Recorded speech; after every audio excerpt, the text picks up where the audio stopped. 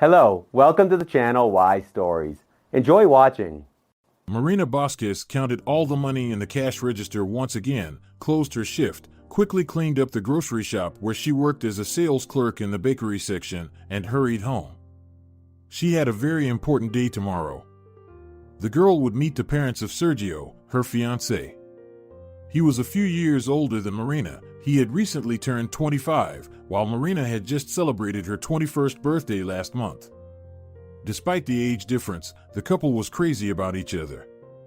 And the fact that her fiancé is not only older but also had time to get a college degree in economics made the man in Marina's eyes even more attractive. The young man immediately told his beloved that he was very rich.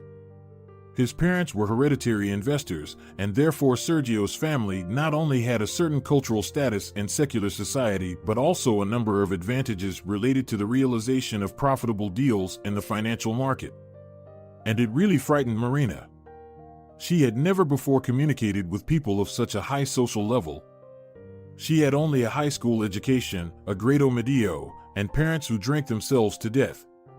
3 years ago, Marina's father and mother died of methanol poisoning. They had bought cheap vodka from someone they knew, and it turned out to be counterfeit. Marina had just turned 18 at the time.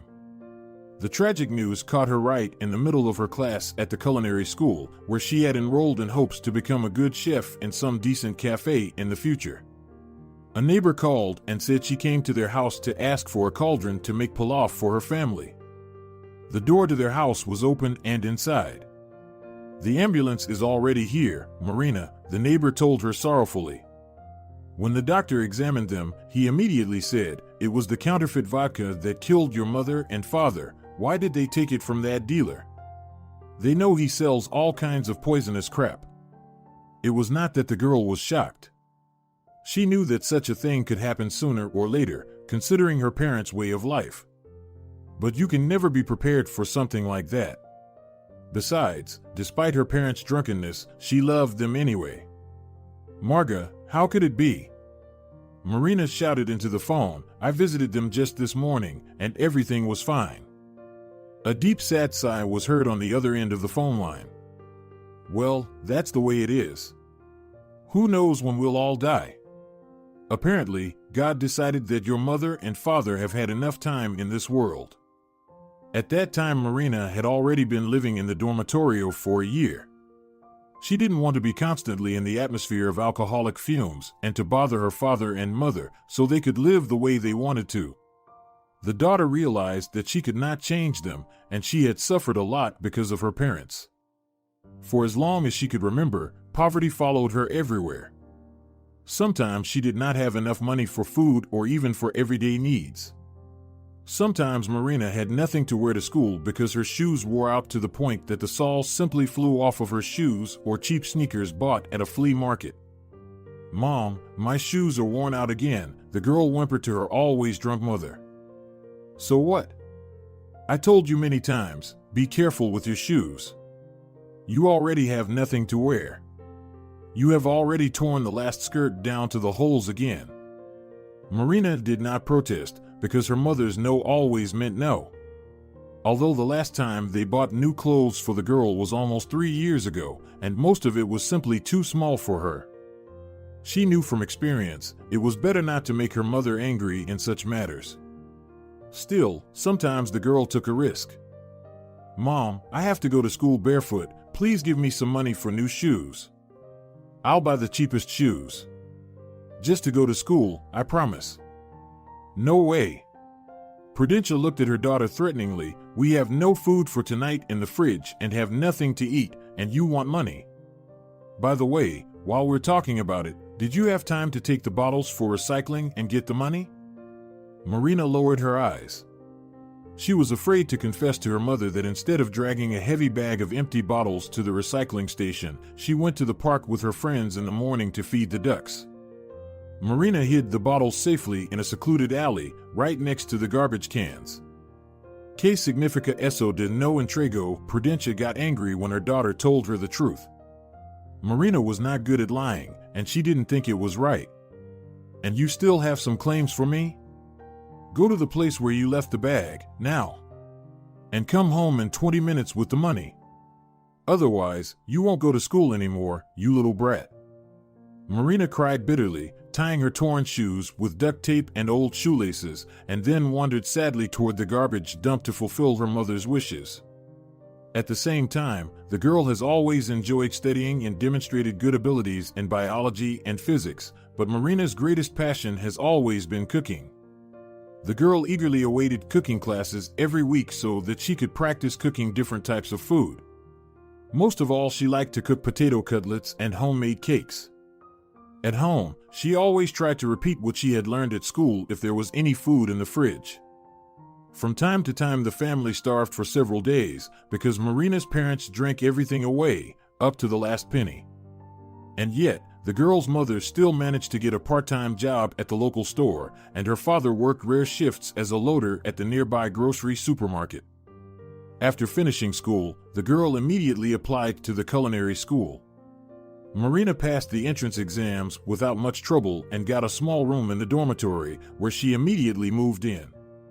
From time to time, she visited her good-for-nothing parents because she loved them and because she felt sorry for her mother and father, who had ruined their lives in such a stupid way. After a modest funeral, Marina returned to her parents' house. Although she hadn't been here for a year, almost nothing had changed during that time. Dirt and disorder still prevailed around, except that it only got worse. While she had been living with her parents, she had tried to keep the house clean somehow, especially since the house itself looked pretty good compared to all those old village houses. The Bosques house was a solid building, as they say, made for centuries. The stone walls made it almost impervious to the harsh cold in winter, but also provided a soothing coolness on the hot summer days. The terrace and summer kitchen were crying out to be cleaned up. The dilapidated rooms needed a thorough renovation. And it would have been reasonable to invite guests there and organize normal dinners and parties at home, but not long drunken nights, at the end of which almost none of the guests remembered who they were and what their names were. Unfortunately, Marina's parents had only used a couple of rooms on the first floor and a small kitchen at the farthest end of the house. As a result, the second floor and most of the rooms were empty, and Marina was too young and inexperienced in construction matters to start a thorough renovation of the house. She wondered more than once how her penniless mother and father could find the money to build such a large house. They had never been sober, they had been drinking all the time, they were broke, and they had never told their daughter about their past. All the girl could do when she returned from the students' dormitorio was to throw away the garbage and the remains of the cursed vodka that had killed her parents. The police told her straight away that no one would deal with a case of poisoning heavy drinkers. There was no time. And everything is already clear in this case. So the upset Marina had no choice but to return to her usual life. After finishing culinary school, the girl realized it would not be as easy to find her dream job as she thought it would be. No one wanted to hire a young girl with no experience for the position of chef. At job interviews, they kept offering her the same thing. Either go somewhere else to get some experience. I wonder where, she thought to herself. Or accept the employer's conditions. But in that case, Marina could only expect to be a dishwasher, a waitress, or at the very least, a helper in the kitchen helping real chefs cut and wash vegetables and fruit for cooking. But one day she was lucky, she came to a small pastry cafe on the other side of the city. They were looking for pastry chefs. So she decided to try her luck one last time. What if they hire her? She decided that if this time she would be disappointed, she would probably have to be a waitress for a while. But to her surprise, the owner of the cafe liked the way she worked. But she couldn't hire her right away. According to our rules, any employee should have experience in baking for at least 6 months, the owner of the pastry shop explained. I see that you really are a very talented cook, so I want to give you a chance. I can't hire you as a pastry chef yet, but I can hire you as a bakery sales clerk in our branded shop. You'll have a chance to work, to see what's going on here, and can swap shifts with our girls from the cafe. They'll show you everything in the kitchen. And then, maybe, you'll join us in the cafe, but as a chef. Consider it your additional training. What do you think? Marina was incredibly happy and agreed right away. Finally, at least one of the employers took her seriously. So after a couple of days, she started her first shift. Marina Bosques enjoyed her job because she was not only selling fresh pastries of the best quality, but at the same time she was learning from the best employees' pastry shop. She was told straight away that learning a new profession would not be a quick process. Marina had to learn all the details of making various pies and cakes, but eventually she can become an excellent pastry chef. And she didn't mind, so for the third year now she was patiently studying all kinds of technical charts of meals and preparing to take the final culinary exam. The owner of this business will personally test Marina's knowledge. Marina met Sergio by chance. He simply came into their shop and asked to choose the most delicious cakes for his coffee. Here, try the cherry cupcakes. They are very delicious, it literally melts in your mouth. Marina was telling him about their goods, and there is a lot of cherry inside. We use only first-class homemade cherry jam, no chemicals or flavor enhancers. Very interesting, the young man responded smiling. He was examining the display case with the pastries. You advertised these muffins to me so well, it would be foolish not to try them. I'll take a couple of them. The guy asked and then paid with his bank card. It's strange that such a beautiful and charming girl like you works as a clerk, the young buyer said suddenly. I think you would be more suitable as a sales assistant in some luxury jewelry store. Marina didn't know where to hide from the Bacorno. After all, she didn't hear such compliments every day. Moreover, the young man standing in front of her had both an attractive appearance and a unique charisma. His smile made Marina feel warm at heart. Oh, you exaggerate, she whispered, blushing. I am as far from the jewelry store as from the moon, but I can tell you a lot about muffins and sandwiches. I love cooking, and I work here because I want to be a pastry chef. In this case, I want to be a part of making your dream come true, the guy replied with a smile. I'll come here every day from now on and buy something from this fantastic variety. Only I want to know your name and working hours so you can advise me on what to buy. That's how they met. Marina introduced herself and found out that the young man's name was Sergio and that he worked as an assistant to a senior manager at a big media company, a branch of which happened to be located in their city. Sergio kept his promise and began to visit the cafe regularly on the days Marina worked there. The young man would always leave with a bag full of all kinds of sweets and pastries. A couple of weeks later, the unusual customer decided to ask Marina out on a date. The girl was surprised at what was happening but agreed. She wanted to get to know the pleasant young man who expressed such a great interest in her. Besides, Marina believed in pure and sincere love. At heart, the girl was always a very romantic and sensitive person, and for her Sergio was like a knight from a fairy tale. So she felt like a real Cinderella in some way. After 3 months of passionate and tender romance, Sergio asked Marina to meet his parents. Marina was not used to communicating with people from high society, so she was really scared. Sergio, maybe we should not be in such a hurry? She asked him, you never know how things may turn out in life. I think your parents will be more pleased to know that their son is dating a professional pastry chef rather than an ordinary cake seller. Instead of answering, the man kissed his sweetheart on the cheek and gently brushed her long golden bangs away from her forehead. My parents are progressive people. They're rich for a reason. And they already know that my girlfriend comes from a simple, modest family. It's enough for them that you make money honestly, don't cheat, and don't break the law. They don't care about anything else. They'll accept my choice, you'll see.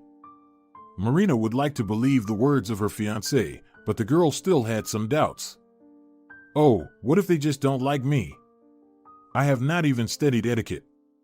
I don't know how to eat oysters or anything like that. Sergio laughed softly and merrily, which made Marina laugh, too. First of all, you don't have to worry about oysters. They will definitely not be on our menu. Second, why do you have such stereotypical views?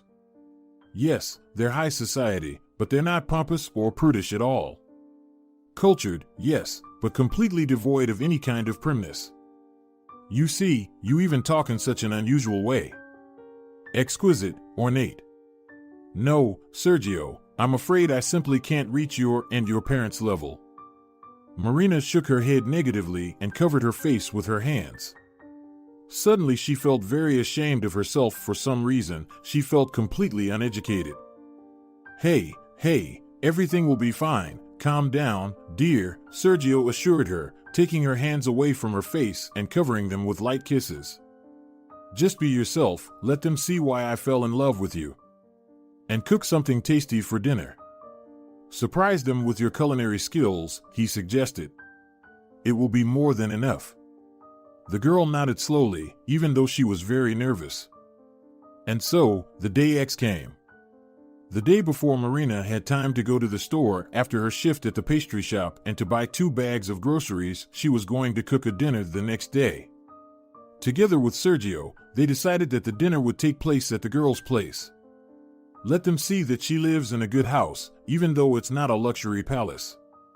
Marina told her fiancé that her parents had suffered from alcoholism their entire lives. Fortunately, the young man reacted to this quite calmly. Stop blaming yourself for their fate, Marina, the man told her. You are not them. And you should not be ashamed of your past. Marina was deeply touched by Sergio's understanding because she was afraid that he would leave her if he knew the truth about her relatives. However, the nobility of the young financier convinced her once again that she had made the right choice. But don't tell your parents about it yet, she asked her fiancé. I don't want to tell such sensitive information right away. I will tell them everything, but later. Let them at least try to see something good in me. The girl could not stop worrying. Sergio laughed and promised her that he would do as she asked. And this little thing gave Marina a little confidence. That day, Marina cleaned every room of the house to a shine. She polished the floors and tile in the kitchen and cooked a delicious 3-course dinner and dessert. She was willing to do anything to impress her fiancé's parents. Finally, the doorbell rang. Knock, knock, here we are, Sergio said cheerfully, appearing on the threshold of Marina's house. The young man was holding a huge bouquet of white roses. His parents were standing next to him. The elderly people smiled and looked at Marina in a slightly ingratiating manner. Marina, this is Valerio Carmona, my father. And this is Irene Carmona, my dear mother. Then he gave her flowers with a smile. Welcome, she said friendly. Please come into the living room, sit down at the table, and I'll bring aperitivos. Los aperitivos son algo bueno, Sergio's father suddenly said as the elderly couple entered the house. Marina looked at Valerio Carmona with surprise, and immediately, out of the corner of her eye, she noticed Sergio giving his father a displeased look. I just wanted to say that the drive was so exhausting. We would be happy to have something to eat, the elderly man added instantly. Besides, Sergio has told us so much about your cooking skills. At this moment his wife pulled her husband by the sleeve. Giving her son's fiancé a charming smile, Irene Carmona said, Excuse us, Marina. We're really a bit tired, and Valerio loves to eat, he's such a gourmand. Marina was a little confused by the strange behavior of Sergio's parents, but she only smiled politely at the guests and then hurried to the kitchen. As it turned out, she had cooked so much delicious food not in vain. Sergio bought the wine himself, so there was no need for a girl to take care of the alcohol. While Marina was serving the shrimp salad in elegant bowls, she suddenly had an unpleasant thought. Valerio Carmona's face seemed strangely familiar to her, except that she could not yet figure out where they might have crossed paths before. The only thing she knew for sure was that it was not a pleasant encounter. Contrary to Marina's image of hereditary financiers, Sergio's parents looked not only completely devoid of any aristocratism but even the opposite, too simple, as if they had recently moved from the village to the city and now didn't know how to behave. She went back to the guests and placed a bowl in front of each of them, immersed in her own thoughts. Marina, honey, is that shrimp? Sergio's mother asked in amazement. Well, yes, I added them to the salad for juiciness, she explained. Don't worry, everything is fresh. Everybody knows me at the market. I have been buying here since my childhood. They have never sold anything bad." With a sinking heart, Irene picked up one shrimp on a fork and then slowly and savourably put it into her mouth, squeezing her eyes shut in pleasure. After a second, a contented moan of pleasure came from her belly. Really fresh." The lady sincerely admired the salad. "Well, let's drink a glass of wine to the health of the young couple," Sergio's father said, rubbing his hands together with anticipation. At that moment, Marina saw a gleam in his eyes that was so painfully familiar, exactly the same way her parents' eyes lit up at the sight of alcohol. But how could that be? Señorita Vasquez looked closely at the fiancé's parents. Yes, the elderly Carmona couple looked neat and clean, but nothing more. Although the girl had no money for expensive clothes, she knew what a good cashmere coat or a luxurious man's watch must have looked like, and people of this rank at least must have high-quality shoes. However, Sergio's father and mother were dressed in basic cheap clothes. Marina saw it quite clearly. She herself bought clothes in such stores, therefore she immediately recognized the familiar to her eyes and wallet brands. On the other hand, she thought, maybe I exaggerated, maybe they deliberately dressed this way today so as not to make me feel uncomfortable with their luxury and glamour. They say that the richest people always dress as modestly as possible so as not to attract unnecessary attention to themselves, but in this case, what about their weird behavior? Valerio, at least eat something, otherwise, you'll get drunk quickly. Sergio's mother looked reproachfully at her husband. Why are you embarrassing us in front of our son's girlfriend? By this time, Valerio already had 2 glasses of wine and was now relaxing in his chair. His face was flushed and his eyes glistened wetly. Suddenly, he began to hiccup loudly. It was like an electric shock. She instantly remembered where she'd seen her boyfriend's father before. A week ago, shortly before Sergio suggested the idea of introducing her to his parents, a very specific customer had come into her pastry shop. He was an elderly homeless man, severely beaten by life and clearly not looking forward to the new day. He wanted to buy a cheese sandwich, the cheapest one available. Except that it was short of change. "Oh, darling, forgive me, I'm an old fool, I don't have enough money for a sandwich." The homeless man was making excuses, and there were tears in his eyes. It seemed that the man had not eaten for days. The poor man kept counting the coins in his dirty hand over and over again, causing the girl a spontaneous attack of compassion. Marina ended up putting 3 sandwiches in the bag for the elderly vagabundo: cheese, ham, and mushroom sandwiches with spinach. Who knows when he'll be able to eat again? "Here, take it," she held out the bag. "Take it, you don't need to pay, just eat it." She reassured the old man, seeing the mix of anxiety and gratitude on his face. "Is it all for me?" the old man asked in disbelief. "Sure, for you," the seller nodded. With tears in his eyes, the beggar thanked Marina and hurried out of the shop. Maybe he was afraid she would change her mind and ask for the sandwiches back. Marina paid out of her own pocket at the time, but she didn't regret it. She could understand those who had nothing to eat for a long time. Now the homeless man was sitting right in front of her.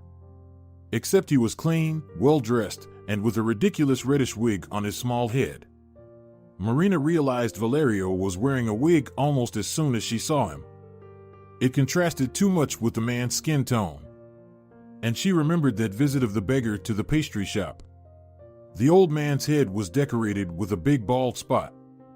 It was impossible to mistake or forget such a thing. That stuck in the girl's memory.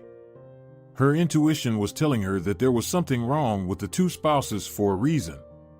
Meanwhile, Sergio snatched a bottle of wine from his father almost by force and put it under the table. Lijos del Pecado. His eyes were angry and extremely irritated. Valerio's behavior clearly did not please him. "Stop it, father. Stop it now." Sergio hissed through his teeth. "We still have a long drive home. And don't you dare start yelling again." "What's going on?" Marina asked. "Sergio, let your father have some more wine if he feels like it.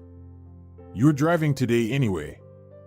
Yeah, Sergio, don't be such a cheapskate. Pour me and your Irene Carmona some more wine. Valerio Carmona said with a slightly slurred tongue. El hombre apartaba la mirada cada vez que Marina se detenía en el más de 2 segundos. No, the girl thought to herself. It was definitely him. Valerio was getting nervous, and at this point even Marina found it difficult to say why. Because he recognized the generous girl who had given him a bag of sandwiches, or because his son had deprived him of the opportunity to drink at someone else's expense. Don't worry, Marina told him, at the same time looking questioningly at her beloved. Would you like me to bring you calzone with meat? It's homemade. I just made them this morning. Valerio muttered something in response, and Marina got up from her chair. She wanted to take the salad plate from the man. Irene still couldn't stop eating her portion of shrimp salad, taking a sip of wine from her glass from time to time. As Marina lifted the plate over the man's head, she moved her hand through his hair. In the same second, the big fluffy wig fell to the wooden floor of the living room with a quiet rustle, exposing a familiar bald spot. Oh, Valerio Carmona, I'm sorry. I'm so clumsy, the young lady exclaimed, and she looked the homeless man straight in the eyes.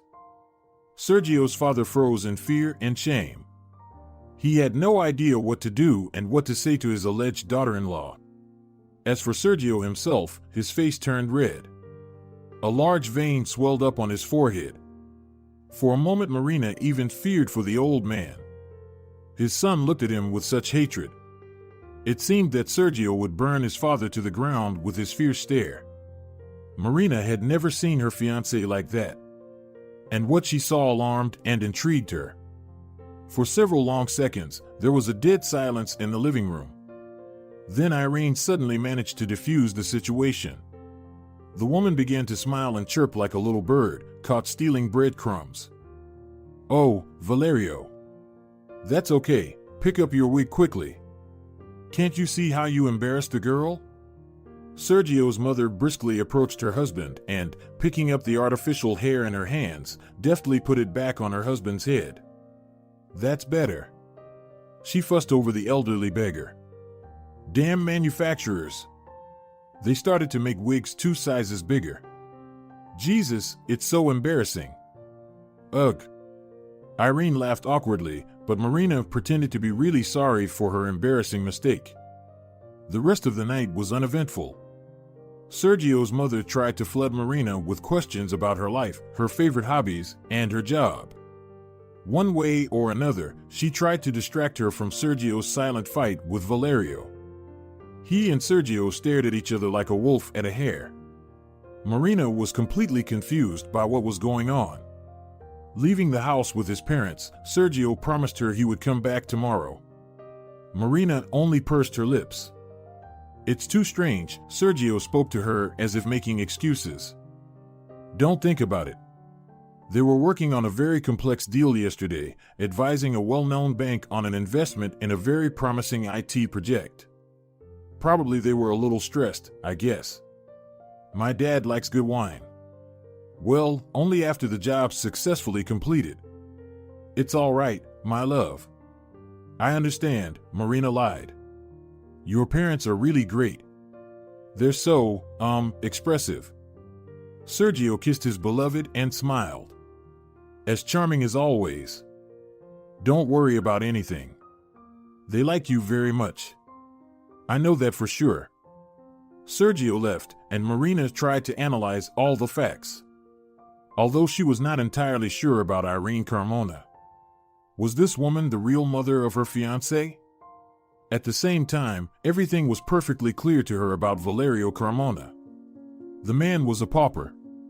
A poor homeless man who had simply been bathed, shaved, dressed, and brought to her house for some incomprehensible purpose. But why did Sergio make this masquerade? What was the point of it? The girl already loved him and was ready to accept him as he was, even if he didn't have rich parents. And his last part about the deal and consulting the bank looked ridiculous. People like Irene and Valerio Carmona could not be financiers. Even Marina, who had only a high school education, understood that. The girl concluded that her fiancé had not told her a lot of things and therefore was determined to find out the truth at any cost.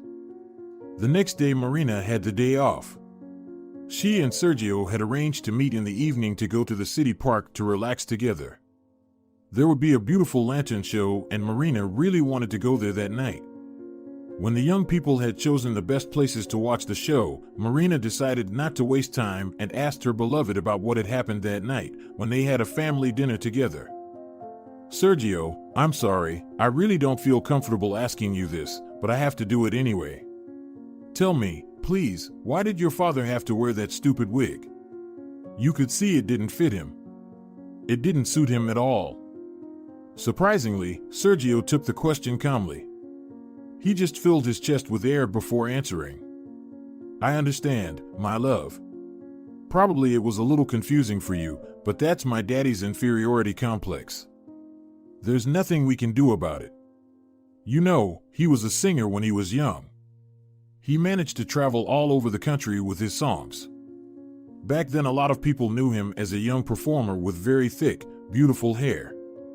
He even had a suitable nickname, Leon Valerio." "Really?" Marina asked him surprisingly. "Well, I didn't know. That's very interesting." "Yes," the boy sighed. "There were almost legends about his hair back then, what he used to wash it to make it so curly and silky, how he took care of it. You know, the girls also paid attention to my father, so he tried to look impeccable. But that success didn't last long." "What happened?" the girl asked with genuine excitement. "I don't know exactly," Sergio answered her slowly, carefully choosing the words. "My father always said that it was as if he had been jinxed. When he turned 30, his hair began to fall out drastically, and very quickly there was no trace of his former hair. But I assumed that this is due to genetics. And then he had a stressful job. Constant stress caused by monetary transactions, calculating risks. I guess it all played a part, too. So at home, Dad doesn't wear a wig. Fortunately, my mom always loved him regardless of whether he had hair or not. But he doesn't feel comfortable without his wig in front of strangers. I actually argued with him all night because of this. I didn't want him to wear that stupid wig either. But my father was always stubborn. If he made up his mind to do so, no one can talk him out of it. He said, 'Am I going to meet my future daughter-in-law without my hair? That's not very nice. Así es como fue.'" Marina was no longer able to distinguish between truth and lies. Her fiancé had explained everything to her in such a good and logical way that now the girl began to doubt whether Sergio's father and that homeless man were the same person or not. He shouldn't have worried so much. "I don't care what your father looks like at all," Marina replied in an apologetic tone. "I'm sorry for being so rude, Sergio. I asked about it for a reason, you see," and she told him about her recent encounter with Valerio Carmona. In response, the young man only laughed. He laughed loudly and then pretended that he didn't understand what she was talking about. "Well, you really surprised me. My father is a homeless man? How could you think of such nonsense? Of course, you're mistaken, darling. You're working 10 hours on your feet, and it's a little stuffy indoors. You can imagine a lot more than that at the end of the day in that environment." After that, Marina tried to change the subject. She smiled and offered to buy them some ice cream so that it would be even more interesting to watch the colored lights of the lanterns around them. When the man went to buy a cold dessert, the girl started to think. Anything could happen, and she could be mistaken, mixing someone up, but not this time. Marina was 100% sure of her conclusions, and she didn't understand why her fiancé was lying to her. At the same time, she didn't want to quarrel with her beloved. Still, she had the most delicate, deep feelings for him, so she had to pretend that she believed him and that everything between them was as good as before. For the next few weeks, Marina wandered around the poorest districts of the city after work, hoping to meet the homeless man who had played the role of the financier so deftly. The girl made her way around dozens of basements and empty buildings and even visited several heating mains. Finally, fortune smiled at her. It took her a lot of effort to find a group of homeless people, and she found her new friend among them. Valerio Carmona was sitting next to un gran barrel oxidado, de los que los jardineros utilizan en primavera para quemar la basura, and was clearly enjoying the warm flames emanating from the fire. Upon seeing Marina, the rest of the homeless people immediately began to look at her unkindly. What does this city madam want here? But the future cook wasn't frightened. When she was in high school, she saw all kinds of people who had even visited her house, so she wasn't afraid of beggars. Good evening, Valerio Carmona, Marina said as she approached the old man. You don't look so good today. The beggar looked at her frightened and wanted to leave immediately, but she stopped him.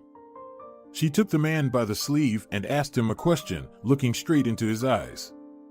Wait, please. I won't hurt you. I just want to know the truth. Why did you make this masquerade? Are you really Sergio's father? The homeless man struggled to free himself from the girl's grasp and then quickly muttered in a hoarse voice, You must be mistaken, young lady. I'm not the one you're looking for. Marina shook her head. But you do remember me, I can see that. What happened to you? Please, try to understand me. Even if you're an alcoholic and you've lost everything, I don't blame you. My parents were alcoholics and died of alcohol poisoning. But I loved them anyway. I only blame myself for not saving them. Marina got tired of holding the homeless man who still tried to free himself and let go of the sleeve of his old shabby coat. At the same second, large tears glistened on her face. Why are you doing this to me? I just want to understand. Marina covered her face with her hands and wept silently. Vagabundo, who had managed to run pretty far from the girl, suddenly stopped when he heard her last words. He turned around after a moment, and when he saw that the girl was shuddering with sobs and silent crying, he went back with a shuffling gait. Since their last meeting, Valerio began to limp noticeably worse, falling back on his left leg as he walked. Calm down, child. Your fiancé is not my son. He's a fraud and a liar. See how I walk now? He did it to me. He was so angry that night when we left your house. He was like a rabid dog, so he beat me up on the way back, in the middle of the road. Jesus. That can't be true. Marina couldn't believe that. I have no reason to lie to you. He stood his ground and then said, But why is he doing all this? She asked, and the beggar shook his hands. How do I know? I wasn't looking for any relatives. He found me himself at the market. Me and Sergio has peser por mi padre delante de mi novia, te pegar bien. He took me to the baths, to the barber. He even made me put on this fake hair. But in the end, he didn't even pay me. He said I didn't play my part properly. Not convincing. Un momento, lo detuvo Marina. ¿Quieres decir que Irene Carmona tampoco? Yes, the beggar assured her. She is one of us. Irene Lapita. That is her real name. Sometimes she digs up graves and then sells everything she finds. That's why she has that nickname. Marina felt unwell.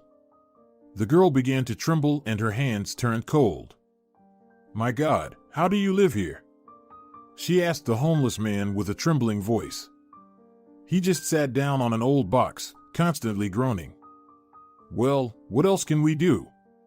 I didn't always live on the street. People can get into different situations. I wasn't even on the land for a long time. I'm a sailor. I spent 18 years working on a merchant ship. I always wanted to make more money to send to my wife and daughter. For my daughter's education and a beautiful life for my wife. And then we got caught in a storm. That was a rough moment for everybody. But it hit me hard. They said I was lucky to be alive. It could be worse. In short, they dismissed me like I'm a faulty navigator. They sent me home. At this point, Valerio paused for a second and quietly wiped a tear from his face.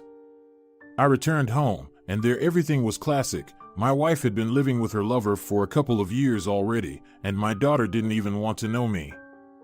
She said, "Why do we need an old disabled man with no money?" So I had to go from being a sea wolf to a land rat. "Forgive me, I should not have attacked you like that," Marina said sympathetically. "Here, take it. I really do not have much money, but it should be enough to sleep somewhere and eat." The old sailor did not refuse and thanked her heartily. "You are a good person, Marina. I wish I could introduce you to my daughter. She could learn a lot from you." On the way home, Marina couldn't stop wondering what was going on in her life right now. And why had her fiancé organized this whole circus? It was hard for the girl to imagine that Sergio could beat up a poor, innocent old man. On the other hand, she had seen the way his face had changed during dinner. What if the beggar had accidentally hurt his leg himself and decided to blame it on Sergio? What if her beloved was simply ashamed to confess to her that he is an orphan? One thing is clear, he has no multimillionaire parents. Apparently, Sergio just couldn't tell her the whole truth. That's why he made up this whole show with fake relatives. Marina didn't want to escalate the situation because she still loved Sergio and wanted to marry him. No matter how strange this whole story was, she decided not to rush and try to figure it all out. So she called her friend, T, and asked her to meet at a cafe the next day. "My friends have asked me to do all sorts of things, but no one ever asked me to follow a fiancé. That never happened to me before." T sat with a cup of coffee in her hands and stared at Marina with a mix of curiosity and surprise. "Please, T, I really need your help," she urged her friend. "If Sergio finds out that I'm following him, then everything will only get more confusing. He doesn't tell me anything and blatantly lies. I just don't know what to do." Okay, her friend calmed her down. "It's just some kind of unexpected request. Marina, do you realize that we might find out something about him that you wouldn't like? What will you do then?" Her friend thought for a second, and then she shrugged and just answered, "I don't know. The only thing I'm absolutely sure of is that my fiancé is hiding something from me, and I won't be able to sleep peacefully until I find out what it is." The girls agreed to meet at the same place in a week, and when they finally met again, T was darker than a storm cloud. "Alas, Marina, I don't have any good news, sorry." T went straight to the point. "Sergio is cheating on you." "What?" Marina couldn't believe her ears, but she trusted T more than she trusted herself. After all, they had known each other since the first grade. "Yes, at first I thought I was mistaken too, but then you sent me his photo and I understood. There can be no mistake. Your Sergio rents a fancy car every other day and goes to a hotel with this hottie." T took a large modern smartphone out of her purse and showed Marina some photos that she had secretly taken in the hotel restaurant and from a reliable place across the street. T had to spend several hours in the cafe, waiting for the couple to leave their love nest. Marina looked at the pictures and felt nausea coming to her throat. It was really a picture of her Sergio. Only in an expensive Mercedes and in the company of a gorgeous girl with long golden hair flowing down her slender back like a waterfall. She felt a wave of panic was about to overtake her. Lord, what a gross thing.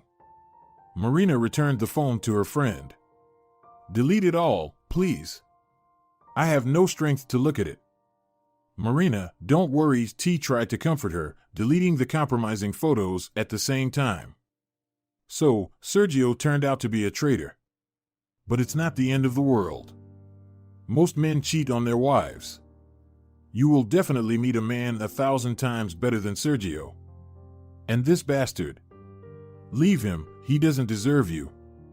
Out of sight, out of heart. No, T, you don't understand. But I don't understand either. Why would he want to build a relationship with me if he had someone better than me? He sincerely told me that the only person he saw as his future wife was me, so what was the point of it all? Then T had a genius idea. Look, girl, maybe he wants something else from you. Maybe he's just a crook. Oh, come on, Marina immediately rejected the idea. What could he possibly want from me? I have nothing I've been poor since I was a child. What about your house? T asked. What about the house? The house is just an old stone box with 4 walls and a roof that leaks every spring. It needs to be repaired. Dubious benefit for a man who can afford to rent a Mercedes. Well, yes, that's right. T thought about it and then suddenly suggested. Listen, let's tell Timoteo about it. He's a smart guy, even though those jocks from his department are always trying to tease him. Everybody at the police station knows that if it weren't for my brother, half the cases would still be unsolved. After all, using your head is not like using a gun recklessly. T referred to her twin brother, Timoteo. The man had impressive analytical skills and, in addition, always dreamed of helping people. Not surprisingly, after graduating from police school, he immediately got a job as an investigator at the local police station. However, many of his more successful colleagues were simply jealous of the young investigator's intellectual abilities, so they purposely belittled his dignity, only allowing him to take on the most minor cases and using him as a consultant. Timoteo realized that he had become an outcast in the company of far more brutal colleagues who used to use violence rather than intelligence. However, T's brother was not discouraged and hoped to get such a case that would help him not only to attract the attention of his chiefs, but also to prove to his partners that he was also a worthy professional. Even if he is not as physically developed as they are. Do you think your brother can help me? Marina looked skeptically at her friend and asked again. But I should probably file a report. Won't we distract him from other important duties? T only waved her hand and laughed softly. Believe me, he'll thank you for bringing him such an interesting case. And you don't have to worry about bureaucracy. I'll let him know it's a personal request.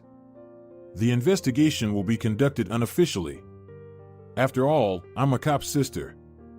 That same evening T called her brother and asked him to meet her friend. When the girl told the young investigator everything, he promised her that he would definitely find out the truth. There is something in your story that makes me curious, Marina. Believe me, I will do my best to find out what made your fiancé do this. As the sister asked, only Timoteo was involved in the Vasquez case. No one from law enforcement ever found out about it. Besides, the man was sure that there was something more than the whims of the emotionally unstable Sergio. Timoteo began to search for information, looking closely at every detail. At that moment he was like a hunting dog who had finally found the right trail. It was not easy to get the necessary information, but Timoteo was a man of the old school and was not afraid to get dirty in the mud of the rural asylums, was not afraid of the short interviews with many witnesses and just people who might know something about Marina's and her family's past. Finally, 3 weeks later, Timoteo called and offered to meet again, telling that he had found very interesting information. On the phone, the investigator did not specify that this information shocked him. That was something he never expected to find out. Good morning, Marina Vasquez, Timoteo greeted her. I'm glad you could come so quickly. I took the day off today, she replied. You were not in contact with your fiancé while the investigation was going on, as I asked, right? Right, she answered cautiously. She found this request strange, but Timoteo insisted that she try to keep some distance from Sergio so that he could not influence her in any way during this time. Otherwise, she would not be able to properly assess the facts that the investigator was about to give her. All right, Timoteo nodded. Believe me, I didn't ask you to do this for nothing. The fact is that I managed to find out something about your real parents. Real parents? Marina didn't understand. Wait. I know everything about my family. Prudencia and Nicholas Vasquez are miserable people, but there's something you don't know, the young policeman told her. Prudencia Vasquez and Nicholas Vasquez did raise you most of your life. But you got to them when you were already 1 year old. Marina felt her blood pressure drop drastically. Her hands turned cold in an instant, and there was an ominous ringing in her ears. And? Was all she could utter.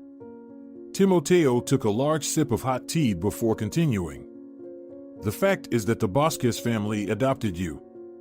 The investigator took out copies of some documents from a beautiful leather folder and put them in front of a shocked Marina. You were just an addition to the house where you now live, if I may say so. Marina tried to read the papers, but the lines in front of her eyes began to dance. She could not understand a word because of the excitement. I don't understand anything, she said frankly. Who could have done this to me? Timoteo smirked softly. A professional passion came into play in him. And this is where it gets interesting. The man took something else out of his bag, and it was carefully wrapped in plastic. It turned out to be Marina's real birth certificate. Except her parents' names were completely different. Your real mother and father are Ella and Javier Pascual. They were former successful entrepreneurs. Why former? Marina asked again. Have they gone bankrupt?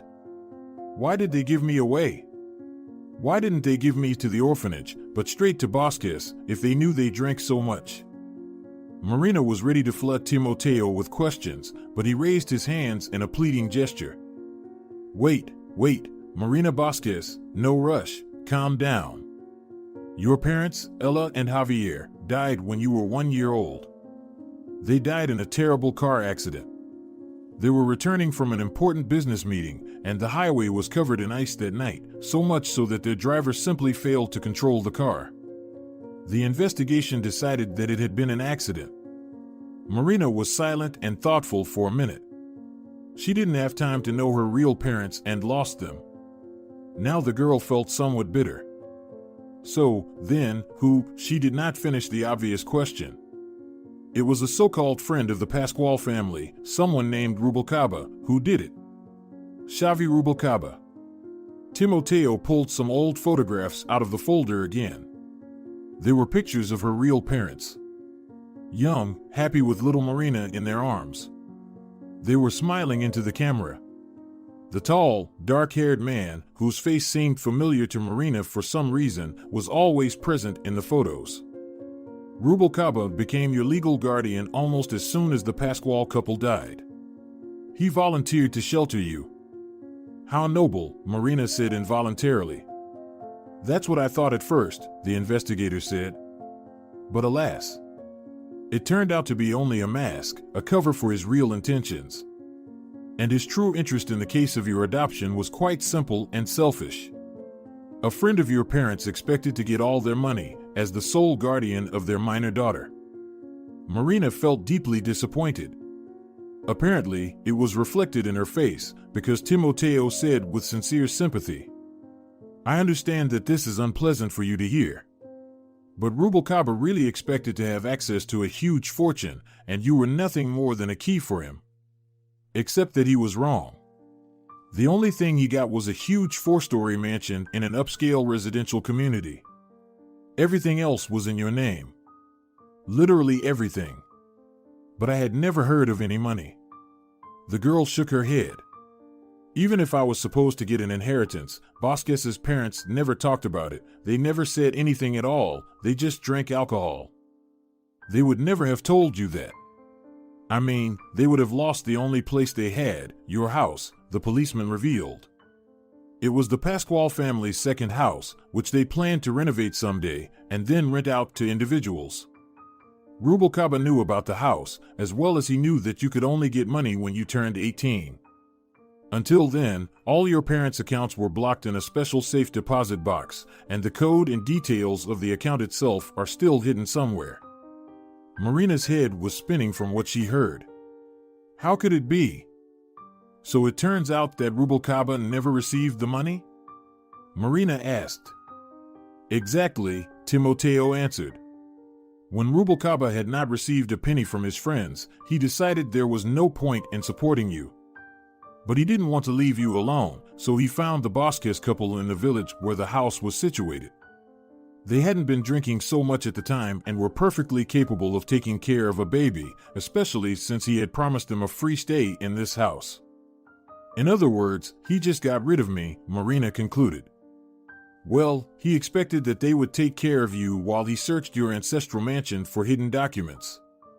A maid who used to work for the Pascual family confirmed that Rubalcaba cracked every safe in the house. However, he never found anything. In the end, he was left with only that mansion and faint hopes of getting rich. Eventually, he accepted it and stopped looking for the hidden treasure. A year ago, your first guardian died. Marina sighed deeply. That's the story, she said thoughtfully. I can't believe it. If my real parents had not died, I could have had a completely different life now. The girl looked out the window, feeling her soul gradually flooded with endless regrets. After a second, Marina pulled herself together and looked at the policeman again. Well, what does Sergio have to do with this? You said you found out something about him, too. Timoteo lowered his eyes and hesitated a little as if he was uncomfortable saying the following words. Yes. The fact is that Rubalcaba has a son. Tell me, have you ever wondered about your fiancé's family, or at least about his last name? After all, you've been dating for a long time, haven't you? Marina was a little confused. That's why I hired you, because I wanted to find out everything. All he said was his last name, Carmona. And he told me about his parents, who came from a family of financiers. And then, Marina stopped talking. Timoteo realized that she understood what he was going to say. He didn't want to torture her by waiting and confirmed her fears. Xavi Rubalcaba's son's name is Sergio. Probably he deliberately used a different last name. He was afraid you might get suspicious. That's why he made up that story about rich parents, so that you would believe him for sure. He does have some money, but not as much as he says he has. Marina didn't want to believe that the man she loved was using her only for profit. But the facts were saying the opposite. The girl wanted to be sure of her fiancé's intentions, and she asked a young policeman to help her. Timoteo agreed. He wanted to help Marina not only to save her inheritance, but also to protect her from possible danger. At the end of the week, Marina called Sergio, and, apologizing to him for being away for so long, invited him to her house on Saturday. He said he would come, though Marina could tell from his voice that he was extremely unhappy with his fiancé's sudden coldness. On the appointed day, the girl met the young cheater in a new cream-colored silk dress and with an elegant haircut. Marina said she bought this dress for him. Wow, you look so beautiful today, Sergio admired as he handed his beloved a lush bouquet of peonies. I wonder if something special happened that I should know about, or are you just trying to apologize for being away? Trying to apologize. I hope I'm good at it. Marina flirted with him while kissing the guy and loosening the tight knot on his tie. I imagined that I might lose you because of my own stupidity. And I got so scared. Come on. She pulled him with her. There's a surprise for you in the living room. Sergio, relaxed by such an unexpected romantic atmosphere, easily followed Marina. However, as soon as he stepped into the wide, bright room, he froze in place. The homeless man, Valerio, who previously pretended to be his father, was sitting in an old rocking chair right in front of the large dining table. What the hell is this?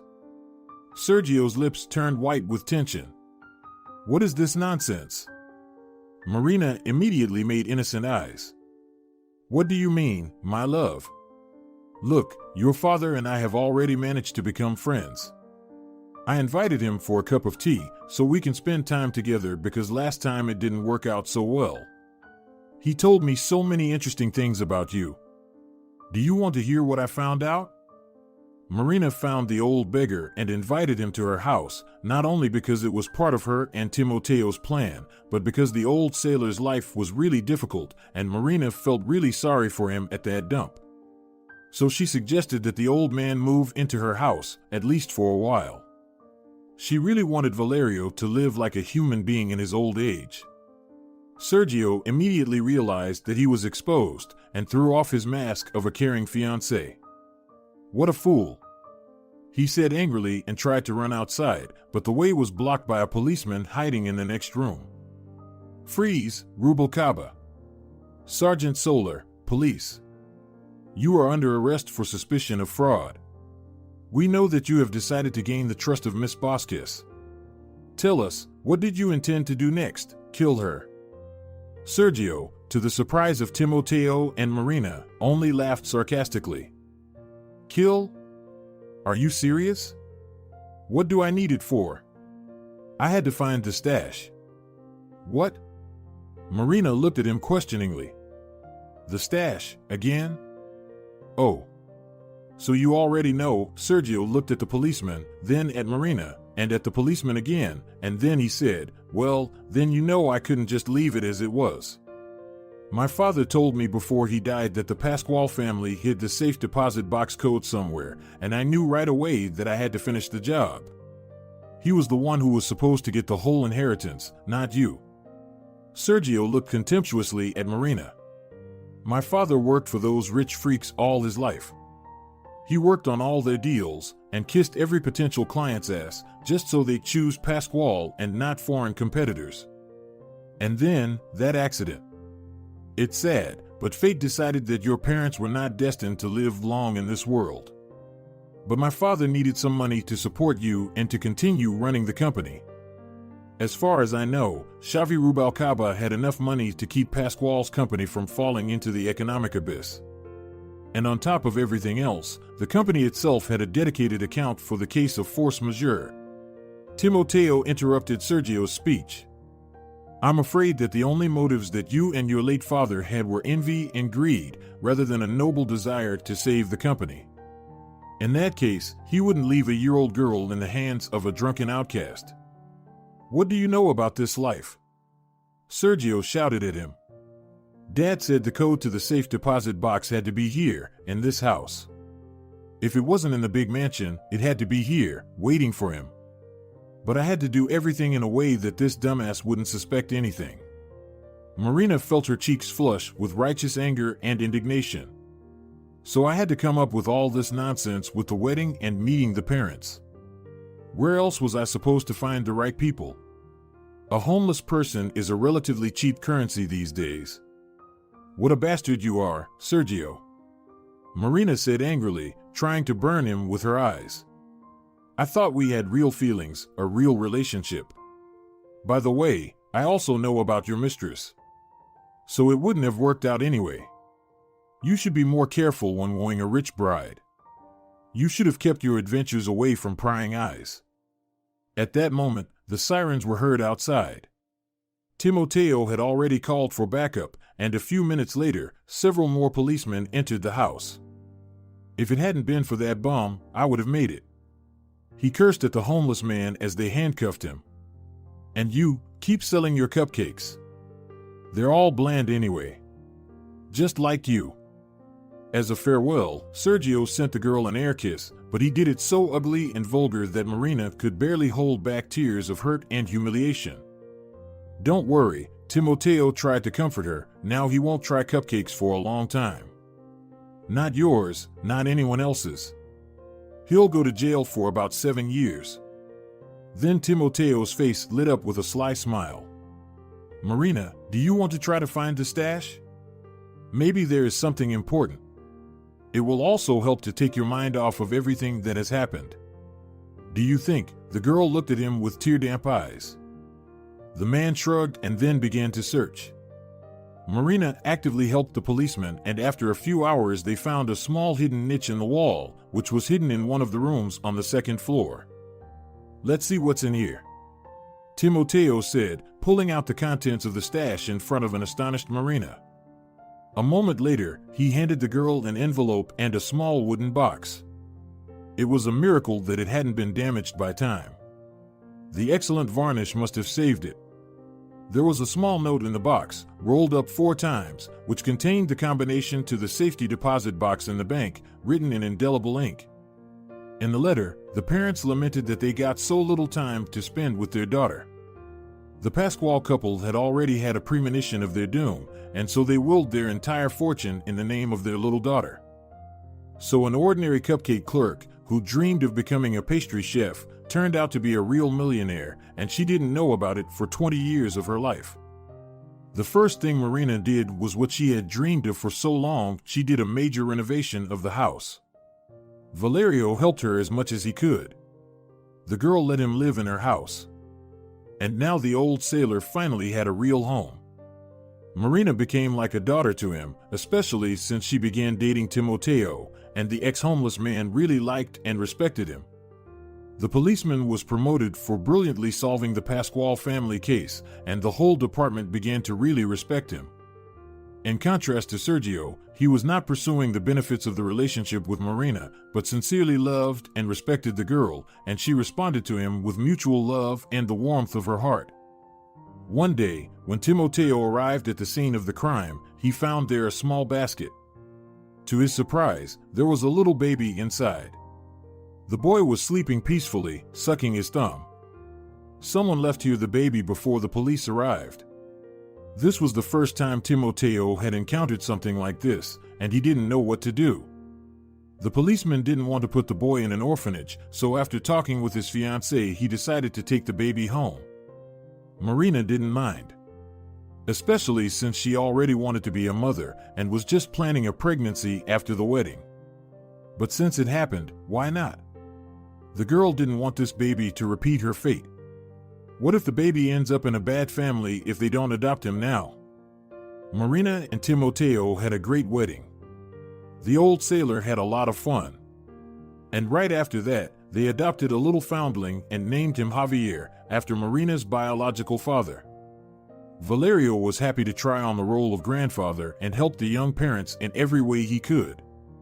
Now there was children's laughter in the family, and everyone would surely have a happy future. If you're enjoying it as well, leave a like and subscribe.